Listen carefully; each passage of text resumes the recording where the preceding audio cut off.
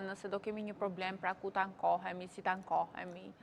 Atëherë, këtu të kjo pyetje do doja t'i rikthesha edhe një herë studimit dhe raportit që kemi bërë në përfundim, sepse kjo në fakt ishte edhe një nga pyetjet që Qendra Konsumatore Shqiptar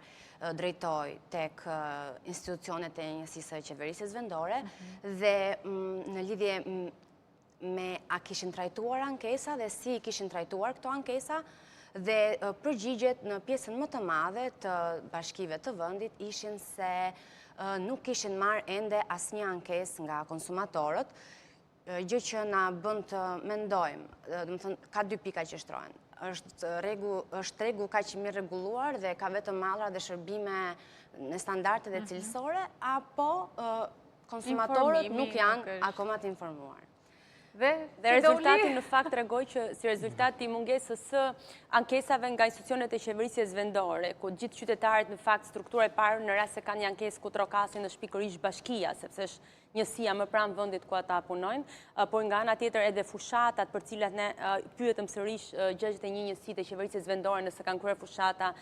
sensibilizimi. Këto të dyja, të cilat ishin në numër shumë të vogël, treguan që në fakt qytetarët nuk është se njohin plotësisht të drejtat e tyre. Dhe një nga aktivitetet e radhës është pikërisht realizimi një pyetësori për të kuptuar se sa e njohin sigurinë ushqimore. Megjithatë, në të gjitha tryezat që janë organizuar, si në kuadër të fuqizimit të organizatave të shoqërisë civile, por edhe në kuadër të rrjetit, ajo që vjet re është që çështja më e ndjeshme për gjithë shqiptarët vazhdon ende të mbetet siguria ushqimore, duke qenë që ushqimin